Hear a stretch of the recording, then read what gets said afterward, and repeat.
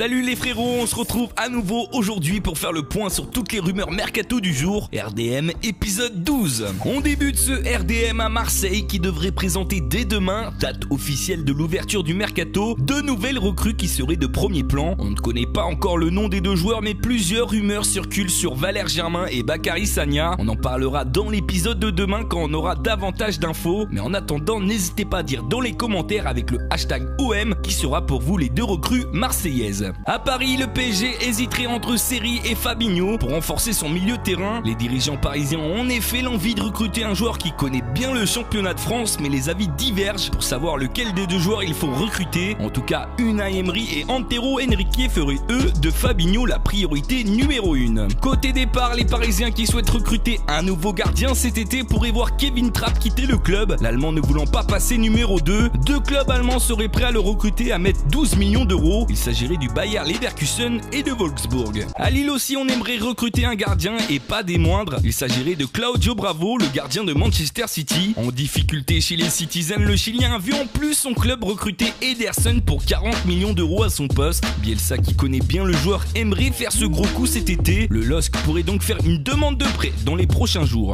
Mauvaise nouvelle par contre pour le club nordiste en ce qui concerne Semedo. En effet, le défenseur du Sporting Lisbonne s'est engagé avec Villarreal jusqu'en 2022.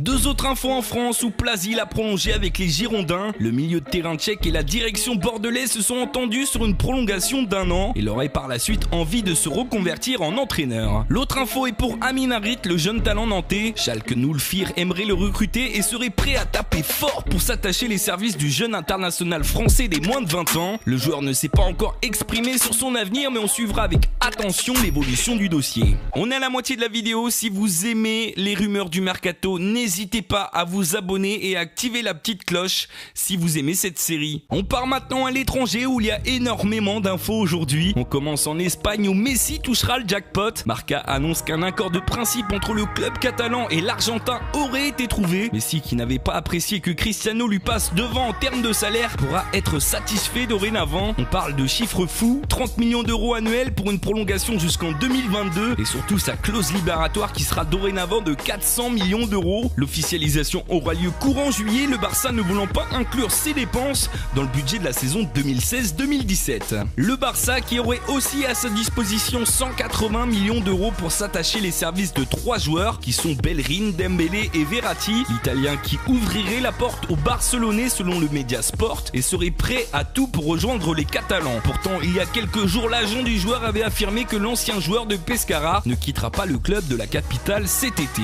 Dernière info pour les Barcelonais qui veulent concurrencer le PSG et la Juve dans le dossier Douglas Costa. Le Bavarois intéresserait Valverde, le nouvel entraîneur du Barça, qui aimerait installer la saison prochaine un 4-4-2 ou un 4-2-3-1. Peut-être pour eux une nouvelle piste en cas d'échec dans le dossier Dembélé. Chez les rivales du Real Madrid, les infos tombent aussi. Les merengues auraient hier repoussé une offre de Manchester pour leur buteur Morata qui a marqué 20 buts cette saison, toutes compétitions confondues. Les Mancuniens auraient proposé 60 millions d'euros pour l'Espagnol, mais le Real aurait fixé le prix de son joueur à 90 millions. Dans l'autre sens, Zidane aurait décidé de garder Keylor Navas dans les buts la saison prochaine et de se passer du coup des services de De Gea qui coûterait en plus une somme importante. Auteur d'une saison mitigée, Navas a pourtant terminé celle-ci de la meilleure des façons en étant solide sur les matchs les plus décisifs. L'entraîneur du Real pourrait aussi intégrer un nouveau 3e gardien cette saison qui est nul autre que son fils, Lucas Zidane. On file en Angleterre où Alexis Sanchez, selon les médias chiliens, aurait choisi Manchester City pour la saison prochaine. Problème, les Gunners ne souhaiteraient pas vendre leur joueur à un rival de première ligue. Le PSG et le Bayern Munich restent à l'affût pour celui qui a marqué 24 buts cette saison en championnat. Je vous donnais l'info hier, Lukaku souhaiterait rejoindre les Blues de Chelsea la saison prochaine. Malgré que son agent ne soit pas d'accord, le club londonien serait prêt à l'accueillir et proposerait 100 millions de livres à Everton, soit 115 millions d'euros. Pour rappel, le Belge avait été acheté à Chelsea par Everton 25 millions il y a 3 ans.